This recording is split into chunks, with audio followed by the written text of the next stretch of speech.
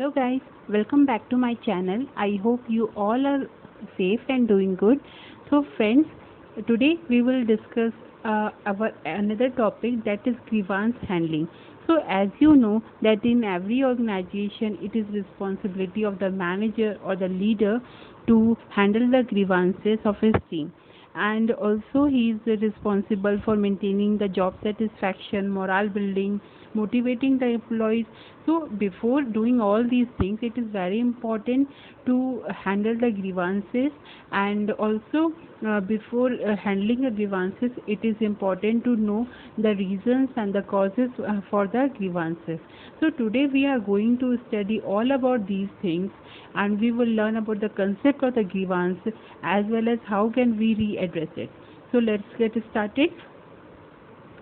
Okay, let's see the concept of the grievances. So before starting the topic, let me tell you this class will be bilingual. This means that ये हिंदी में भी class रहेगी and आपको English में भी classes मिलेंगी. इसमें जो है हम लोग ग्रीवांसेस के कंसेप्ट जो है वो पढ़ने जा रहे हैं.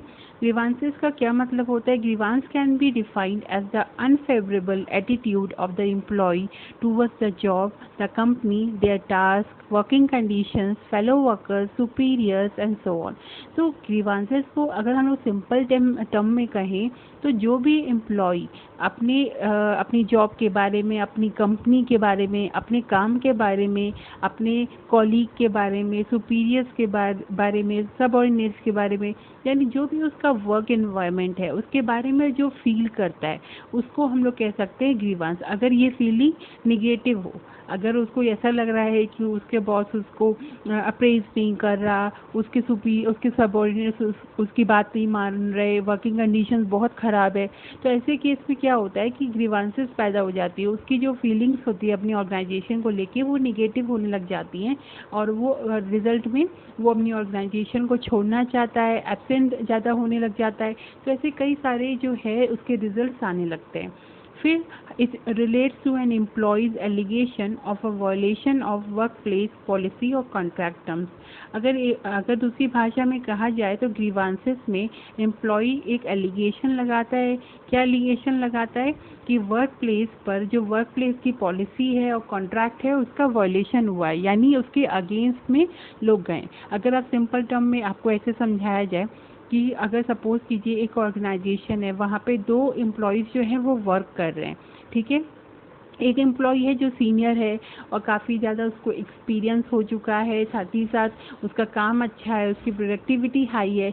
लेकिन जो दूसरा एम्प्लॉय है वो बॉस के बहुत करीब है, फेवरेटिज्म है, और इस केस में क्या होगा कि बॉस जो डिज़र्विंग एम्प्लॉय है उसके वजह अपने फेवरेट एम्प्लॉय को जॉब दे दे और प्रमोशन दे दे. तो ऐसे केस में क्या होगा? ग्रीवांस होना संभाविक है, बिकॉज यहाँ पे वॉयलेशन हो रहा है वर्क प्लेस पॉलिसी का. बिकॉज पॉलिसी के अकॉर्डिंगली तो जो प्रोडक्टिव है और जो कि बहुत एक्सपीरियंस है उसको मिलना चाहिए, लेकिन मिला किसको? प्रमोशन, जो कि बॉस का फेवरेट है, ठीक है. तो ऐसे केस में ग्रीवांस होगा, वो एम्प्लॉय को निगेटिव फीलिंग आएगी, वो एम्प्लॉय ऑर्गेनाइजेशन छोड़ना चाहेगा, ठीक है. फिर नेक्स्ट करते हैं, ग्रीवांस हैंडलिंग एंड प्रोडक्टिविटी को hand in hand. Grievance handling और प्रोडक्टिविटी होती है वो एक साथ चलती है. वो कैसे चलती है? अगर ग्रीवांसेस ज़्यादा होंगे यानी निगेटिव फीलिंग्स ज़्यादा है तो प्रोडक्टिविटी ऑटोमेटिकली लो हो जाएगी. लेकिन अगर ग्रीवांस हैंडलिंग प्रॉपर तरीके से हो रही है, उसका सॉल्यूशंस निकाले जा रहे हैं, तो प्रोडक्टिविटी जो है वो क्या होगी?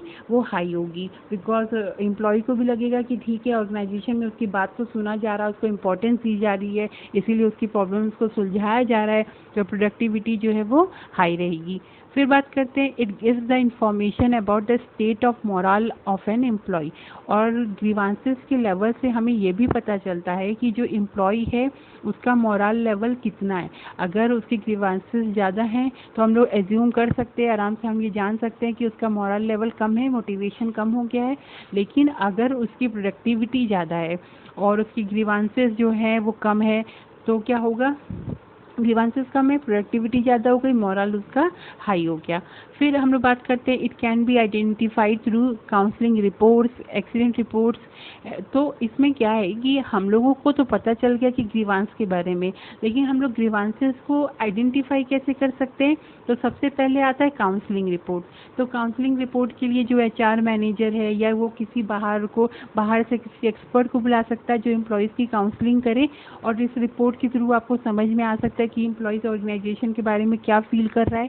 साथ ही साथ एक्सीडेंट रिपोर्ट का मतलब यहाँ पे हम लोग बाहर के एक्सीडेंट की बात नहीं कर रहे, यहाँ पे हम लोग बात कर रहे हैं जो इंडस्ट्री में कोई एक्सीडेंट हो रहा है। अगर आपको ऐसा लगता है कि कोई एम्प्लॉय अपने काम की तरफ वर्कर जो है लापरवाह हो गया है, बहुत ज़्यादा उसको मशीन से चोट लग जाती है और भी चीज़ें जो गलत हो जाती हैं, अगर ये ज़्यादा हो रहा है तो कहीं ना कहीं आपको ये समझ जाना चाहिए कि जो एम्प्लॉय है, जो वर्कर है, वो अपने काम से परेशान है, उसका कंसंट्रेशन, उसका फोकस यहाँ पे नहीं है। ठीक है। साथ ही साथ एग्जिट डॉक्यूमेंट जब कोई एम्प्लॉई ऑर्गेनाइजेशन को छोड़ के जाता है तो फिर उसके जो डॉक्यूमेंट्स होते हैं, जो उसने अपना रीजंस दिया है रेजिग्नेशन का, तो ये सारी चीज़ें हम लोग एनालाइज कर सकते हैं और हमें पता चल सकता है कि कितने सारे लोग ऑर्गेनाइजेशन छोड़ रहे हैं और उसके पीछे क्या रीजंस है। तो इसके थ्रू हमको पता चल सकता है कि ग्रीवांसेस कितना प्रिवेल कर रहा है ऑर्गेनाइजेशन में। फिर मेडिकल रिपोर्ट्स के थ्रू हमें पता चल सकता है अगर कोई एम्प्लॉई है जिसका स्ट्रेस लेवल हाई है, डिप्रेशन ज़्यादा है, तो ये सारी चीज़ें क्या दिखाती हैं कि आपकी ऑर्गेनाइजेशन में ग्रीवांसेस लेवल काफ़ी हाई हो गया है। फिर सजेशन सिस्टम आप ले सकते हो। सजेशन सिस्टम के लिए आप क्या करोगे कि आप अपने खुद का एक पैनल रख सकते हो जो कि बता सकता है अलग अलग तरीके कि आप ये सारी चीज़ें कैसे हैंडल कर सकते हो, ग्रीवांसेस को कैसे पहचान सकते हो, कि कैसे उसको हैंडल करोगे। कंप्लेन बॉक्स सिस्टम आप रख सकते हो। आपने एक बॉक्स रख दिया और अब एम्प्लॉय को क्या करना है, अगर उसको कोई कंप्लेन है तो वो क्या करेगा, एक लेटर में लिख करके उस बॉक्स में डाल सकता है और बिना अपनी आइडेंटिटी रिवील किए हुए। तो इससे आपको भी पता चल जाएगा कि ऑर्गेनाइजेशन में क्या प्रॉब्लम चल रही है और एम्प्लॉयज़ क्या फील कर रहे हैं, और एम्प्लॉयज़ को भी सबसे बेनिफिट ये हुआ कि उनको अपना नाम रिवील नहीं करना पड़ा और वो टॉप मैनेजमेंट तक अपनी बातें पहुंचा दे रहे हैं। तो ये जो है ना बेसिकली ग्रीवांसेस का एक बेसिक कंसेप्ट था। ग्रीवांसेस को आप सिंपल टर्म में कह सकते हो कि जो भी नेगेटिव फीलिंग्स आती है एम्प्लॉय के मन में अपने वर्क एनवायरनमेंट, अपने कॉलीग को लेकर, अपने आसपास के लोगों को लेकर के, तो वो ग्रीवांसेस कहलाती है। अब हम लोग को पता चल गया ग्रीवांसेस क्या होता है। अभी हमें क्या जानना है कि ग्रीवांसेस का मेन जो रूट कॉज क्या है। बिकॉज अगर आपको कॉजेस पता चल जाते हैं ना तो आप काफ़ी हद तक उसको हैंडल कर सकते हो। बिकॉज कोई भी बीमारी है तो उसको जड़ से ख़त्म करना ज़रूरी है ना, तो आप उस कॉज को ख़त्म करोगे, उस कॉज को ख़त्म करने की कोशिश करोगे, तभी ग्रीवांसेस एक्चुअली में जो है कम हो पाएंगे। तो इसका सबसे पहला जो रीज़न होता है ना वो होता है पुअर वर्किंग कंडीशन। आप सपोज करो आप घर जाओ और आपका घर गंदा पड़ा रहे और साथ ही साथ आपके घर में जो है लाइटनिंग प्रॉपर ना हो, तो आपको कैसा फील होगा? आपको काम करना है, आपको पढ़ना है, अगर ये सारी चीज़ें आपको अच्छी ना मिले तो आपको कैसा फील होगा? बहुत ज़्यादा नॉइज़ हो रहा है। तो यही चीज़ें हैं कि अगर हम लोग एम्प्लॉई को कोई ऐसा इन्वायरमेंट देते हैं जहाँ पे लाइटिंग की प्रॉब्लम है, उसको प्रॉपर तरीके से जो है बहुत ज़्यादा हीट और बहुत ज़्यादा कोल्ड में काम करना पड़ रहा है, साथ ही साथ अगर उसको बहुत वहाँ पे गंदगी है, बहुत ज़्यादा नॉइज़ हो रहा है, तो बहुत ज़्यादा डिस्टर्बेंस है, वहाँ के लोग अच्छे नहीं हैं, उसके आसपास के कॉलीग अच्छे नहीं हैं, तो क्या होगा कि एम्प्लॉय को काम करने में अच्छा नहीं लगेगा, ग्रीवांसेस होंगे, उसको अपनी जॉब के प्रति अच्छी फीलिंग्स नहीं रहेंगी। फिर वेरी टाइट टारगेट्स, अगर आपको ऐसे टारगेट दे दिया जाए कि आपके वो पोटेंशियल से काफ़ी बाहर हो, तो फिर क्या होगा, वो ग्रीवांसेस आएंगे। तो same cheese workers and employees के साथ होता है। अगर उनको ऐसा आप टारगेट दे दोगे जो वो अचीव नहीं कर सकते, वो उनके पोटेंशियल से बहुत बाहर है, तो क्या होगा कि ग्रीवांसेस ऑटोमेटिकली डेवलप्ड हो जाएंगे। तो आपको ऐसा टारगेट सेट करना है कि आपको पता रहे कि हाँ जो उनके पोटेंशियल से हल्का सा हाई हो, ठीक है ना, ताकि उनका पोटेंशियल बढ़े या ना कि वो इन्फीरियर अपने आप को महसूस करने लग जाएं। फिर नेक्स्ट आते हैं mismatch of the employees potential with the assignment given. आपने अब आपको क्या करना है, अगर आपने ऐसा कर दिया कि एम्प्लॉय की पोटेंशियल कुछ और है, आपने उसका असाइनमेंट दूसरा दे दिया। सपोज करिए कोई एम्प्लॉय है आपका, उसका टेक्निकल लेवल स्किल बहुत अच्छा है, लेकिन आपने उसको क्या किया, आपको बात करने में घबराहट होती है, तो आपने उसको क्या किया, आपने उसके मार्केटिंग या सेल्स में रख दिया, सेल्स और मार्केटिंग में रख दिया। अब वहाँ पर तो कम्युनिकेशन ही चाहिए, और वो एम्प्लॉय क्या होगा कि वो परेशान हो जाएगा, स्ट्रेस में जाएगा, ग्रीवांसेस उसको होने लगेंगे, है ना, क्योंकि क्योंकि उसका अब यही उसको टेक्निकल स्किल वाला काम मिला रहता तो वो और अच्छे से करता है, लेकिन यहाँ पे वो ग्रीवांस का जो है ग्रीवांसेस का शिकार हो जाएगा। फिर आता है conflict with the immediate supervisor. अब जो है यहाँ पे तो हम लोग ऑर्गेनाइजेशन में हमेशा अपने सुपरवाइज़र के अंडर में काम करते हैं। अगर उसी सुपरवाइज़र से कोई प्रॉब्लम हो जाए तो जाहिर सी बात है एम्प्लॉय ग्रीवांसेस में रहेगा, उसके ऊपर प्रेशर रहेगा, उसके ऊपर उसको अच्छा फील नहीं होगा, तो ये सारी चीज़ें ग्रीवांसेस क्रिएट करेंगी। साथ ही साथ अनफेयर प्रैक्टिसेस ऑफ मैनेजमेंट, जैसे मैंने आपको बताया कि अगर मैनेजमेंट कोई ऐसा काम करता है जो पॉलिसीज़ और टर्म्स के अगेंस्ट में होता है तो इस केस में ग्रीवांसेस होने के चांसेस जो हैं वो काफ़ी हद तक बढ़ जाते हैं। फिर डिस्क्रिमिनेटरी बिहेवियर ऑफ सीनियर्स, अगर सीनियर्स फेवरेटिज्म करते हैं, लोगों के बीच में भेदभाव करते हैं और अगर एम्प्लॉय को लगेगा कि उनके वो सीनियर्स उनके पीछे पड़े हुए हैं तो ये सारी चीज़ें ग्रीवांसेस ऑटोमेटिकली रेज करेंगी। फिर आता है lack of opportunities for the career growth. अगर एम्प्लॉय को ये लग रहा है कि वो किसी ऑर्गेनाइजेशन में है और वहाँ पे वो बढ़ नहीं रहा है, आपने देखा होगा कि अक्सर किसी ऑर्गेनाइजेशन में जो रिसेप्शनिस्ट होती हैं या कस्टमर एग्जीक्यूटिव वाले लोग होते हैं तो जिनको एक ही काम करना होता है, जिनको पता है कि वहाँ पे उनका कोई ग्रोथ नहीं है, तो वो हमेशा ही स्ट्रेस और सारी चीज़ों के शिकार होते हैं। बोर्डम होता है उनको प्रॉब्लम होती है ऑर्गेनाइजेशन का, बहुत जल्दी जल्दी वो अपनी जॉब चेंज करते हैं। तो यही रीज़न है कि एक ही काम करने से और उसमें कोई बढ़ने ग्रोथ ना होने की वजह से उनको ग्रीवांसेस की प्रॉब्लम होती है और ये सारी चीज़ें अराइज होती हैं।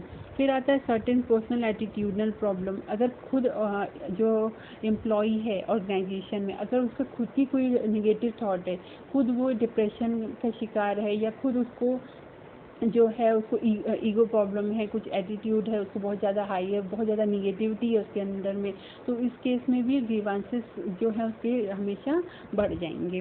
फिर साथ ही साथ वायलेशन ऑफ कंपनी रूल्स, अगर कंपनी के रूल्स को जो है उसका वायलेशन किया जाए, कोई भी सीनियर ऐसा चीज़ें करता है, कोई भी सबऑर्डिनेट ये सारी चीज़ें करता है तो ग्रीवांसेस काफ़ी ज़्यादा बढ़ जाते हैं।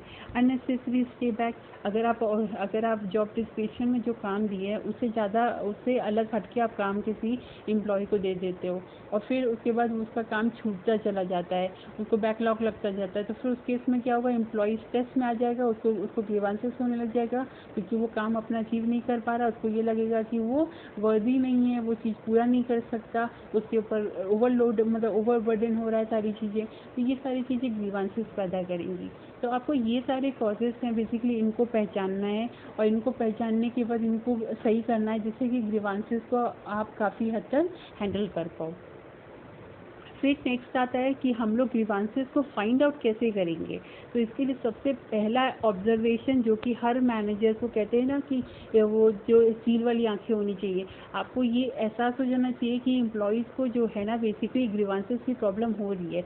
आप इसको कैसे पता कर सकते हो, अगर वो एब्सेंट ज़्यादा हो रहा है, अगर आपको ऐसा लग रहा है कि बहुत ज़्यादा एम्प्लॉयज़ ऑर्गेनाइजेशन छोड़ रहे हैं, साथ ही साथ आपको लगता है कि एक्सीडेंट्स वगैरह ज़्यादा हो रहे हैं, तो ये जो सारी चीज़ें ना इससे आप ऑब्जर्व कर सकते हो, एम्प्लॉय के बिहेवियर को ऑब्जर्व कर सकते हो और ऑब्जर्व करके आपको समझ में आएगा कि ग्रीवांसेस होने की चांसेस हैं। साथ ही साथ एग्जिट इंटरव्यू होता है, एम्प्लॉय जब कोई ऑर्गेनाइजेशन छोड़ता है तो भाई अब वो ऑर्गेनाइजेशन छोड़ के जा रहा है तो अपनी मन की बात पूरी अच्छी तरीके से बोल सकता है, राइट। तो आपको क्या करना है, आपको उस एम्प्लॉय का इंटरव्यू लेना, उससे एक्चुअली में आप उसको अब उसके बाद प्रेशर नहीं डालोगे कि वो ऑर्गेनाइजेशन ना छोड़े, आप उसको छोड़ने दो, ठीक है। आपको ऐसा नहीं करना है कि आप उस पर प्रेशर डालो कि ऑर्गेनाइजेशन ना छोड़े, दोबारा चांस है, आपको छोड़ने दो।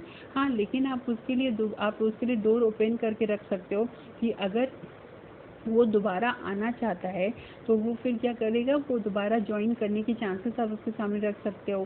साथ ही साथ आप उसका रीज़न जान सकते हो कि वो क्यों ऑर्गेनाइजेशन एक्चुअली में छोड़ना चाहता है, उसकी क्या प्रॉब्लम्स थी। तो ये सारी चीज़ें आपको हेल्प करेंगी आगे क्योर करने में, आगे जो आपके पास एम्प्लॉयज़ हैं तो उनके साथ आप वही सारी गलतियाँ नहीं दोहराओगे, ठीक है ना। फिर साथ ही साथ ओपिनियन सर्वे आप ले सकते हो लीडर्स का, उनकी आप राय ले सकते हो जिससे कि आप चीज़ों को पहचान सको, जान सको। फिर एक आपका बहुत इंपॉर्टेंट आता है ग्राइप बॉक्स है। ग्राइप बॉक्स बहुत इंपॉर्टेंट है बिकॉज ये जो आपका ये टर्म ना एक बार एग्जाम में आ भी चुका है पहले भी।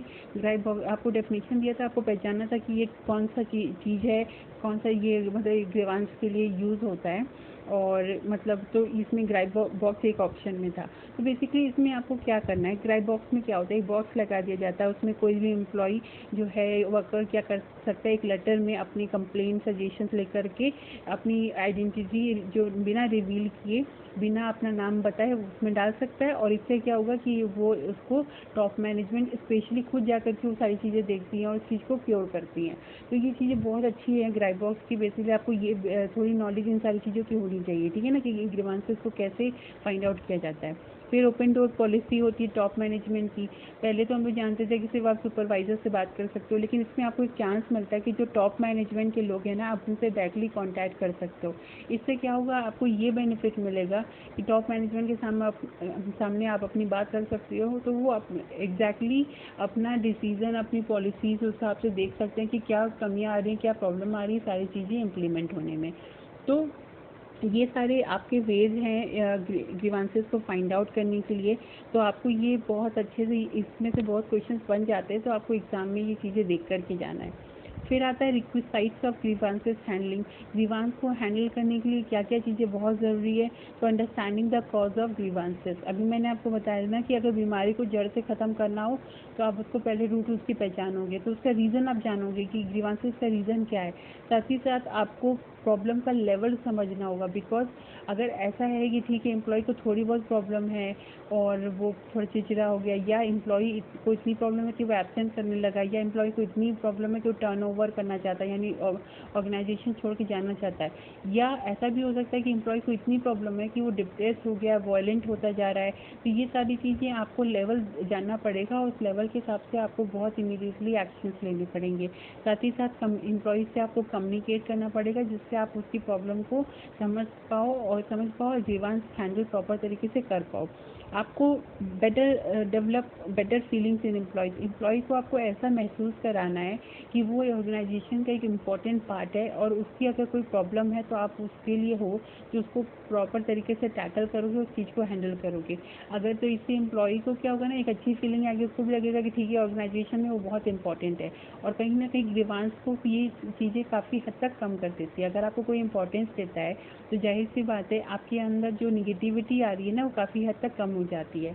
फिर एक्सेसिंग ट्रेनिंग नीड। कई बार ऑर्गेनाइजेशन में ऐसा भी होता है कि एम्प्लॉयज़ जो है ना ज़्यादा फ्रस्ट्रेट इसीलिए हो जाते हैं, उनके अंदर ग्रीवांसेस इसीलिए आते हैं कि उनको ये लगता है कि उनकी एबिलिटी नहीं है, वो काम नहीं सही से कर पा रहे। तो आप उनको ट्रेनिंग नीड्स देखो कि उनको सही में ट्रेनिंग की ज़रूरत है, उनको ट्रेनिंग दिलवाओ। और जब उनको ट्रेनिंग मिल जाएगी तो वो काम अच्छे से करने लग जाएंगे, तो ऑटोमेटिकली ग्रीवांसेस की प्रॉब्लम जो है वो सॉल्व हो जाएगी। फिर क्रिएटिंग इफेक्टिव ऑर्गेनाइजेशनल कल्चर। आपको ये देखना है कि आप ऑर्गेनाइजेशन का जो कल्चर है वो अच्छे से मेंटेन करके चलो। जैसे आप फेस्टिवल्स है तो आप उनमें शॉर्ट गेम्स और बहुत सारी चीज़ें करा सकते हो, जिससे एम्प्लॉय को भी अच्छा लगे। और आपके तो ये सारी चीज़ें जो है मैनेजमेंट में आजकल प्रैक्टिसेस में आने लगी हैं कि आप भी अभी किसी ऑर्गेनाइजेशन में देखो तो बर्थडे, एनिवर्सरीज, ये सारी चीज़ें सेलिब्रेट की जाती हैं, केक कटवाया जाता है। फिर साथ ही साथ आपको फेस्टिवल्स वगैरह में भी इंपॉर्टेंस मिलती है। वर्कर्स को की डिसीजंस लिए जाते हैं, उनको उनसे भी पूछा जाता है, उनके व्यू पॉइंट को भी देखा जाता है वर्कर्स और एम्प्लॉयज़ को।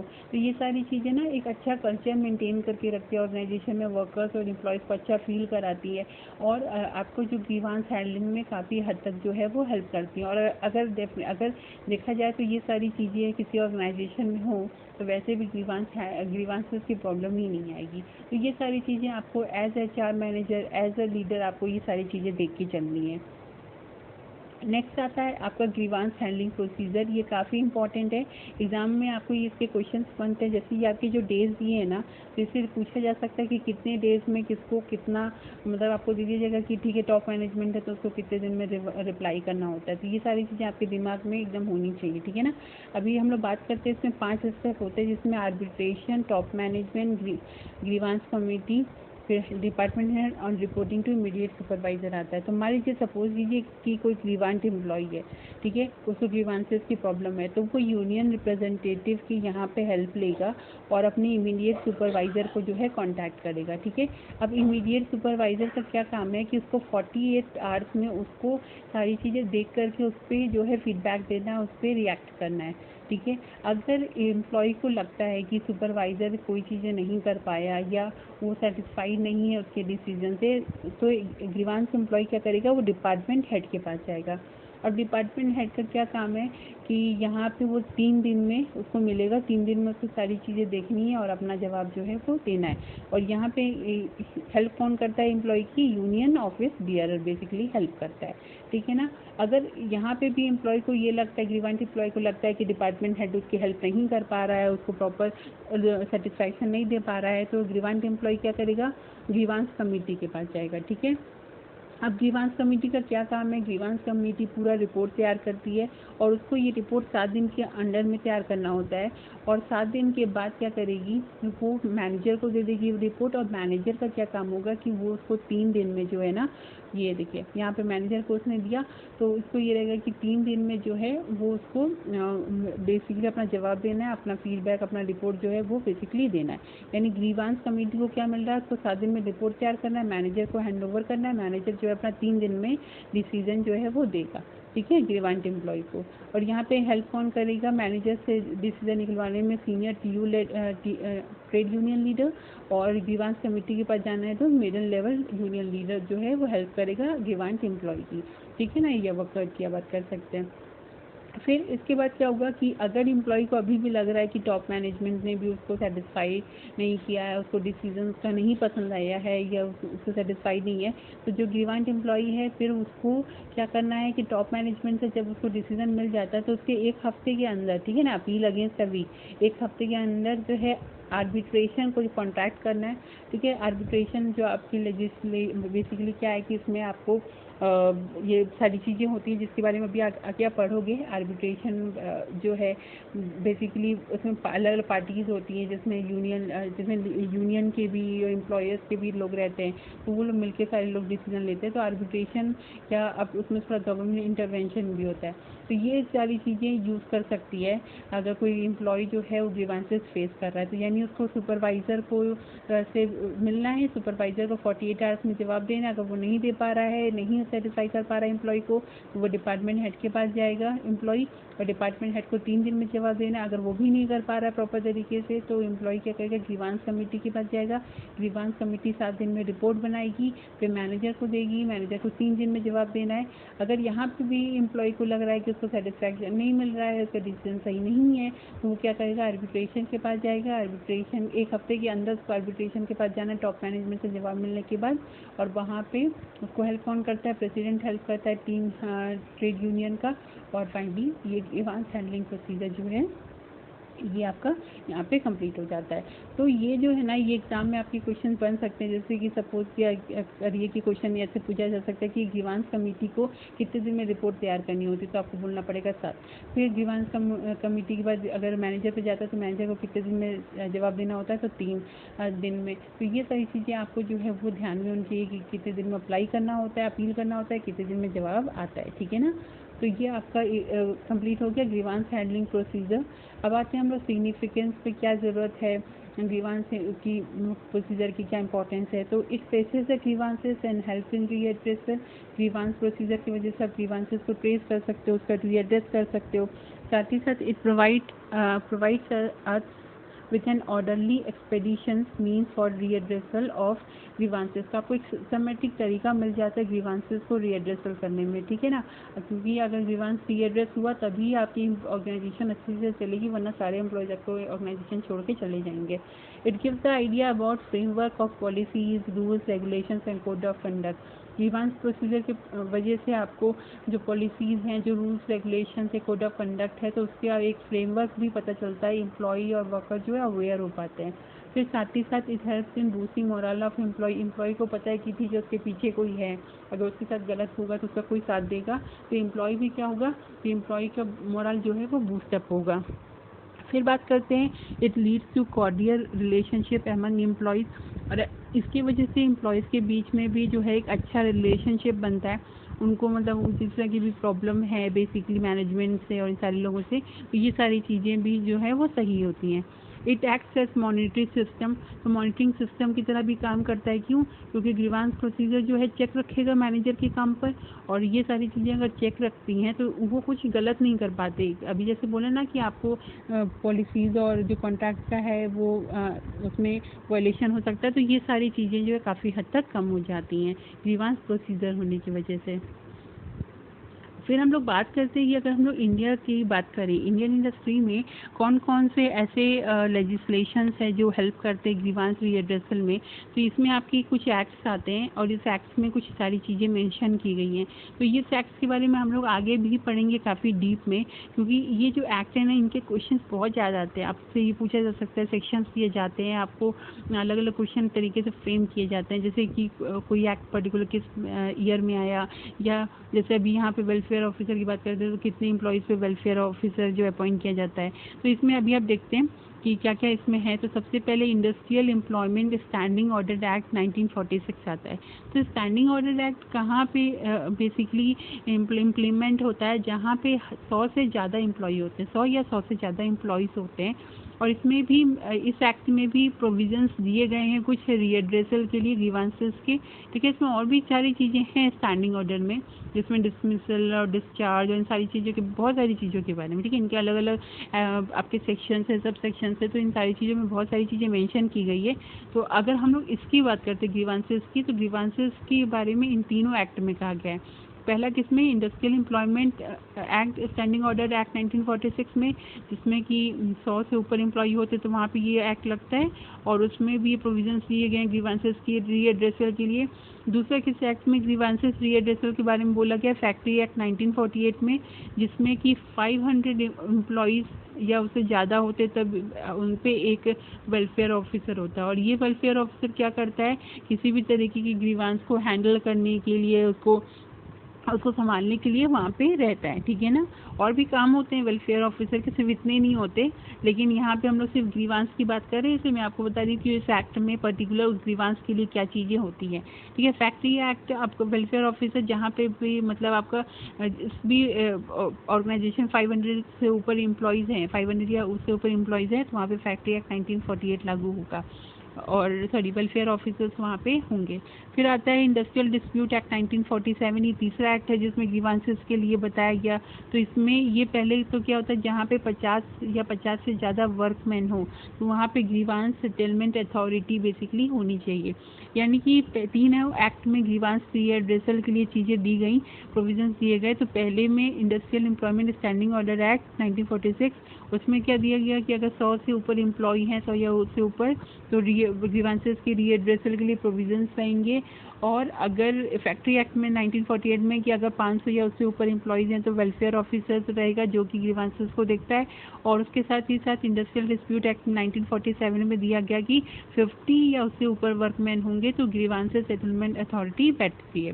ठीक है, आपको ध्यान रखना है 100 से ऊपर एम्प्लॉय तब प्रोविजंस होंगे ग्रीवांसेस के लिए, 500 और या उससे ऊपर एम्प्लॉय तो वेलफेयर ऑफिसर, और 50 वर्कमैन या उससे ऊपर वर्कमैन तो ग्रीवांस सेटलमेंट अथॉरिटी। और किस किस एक्ट में है आपको ये चीज़ें भी याद होनी चाहिए।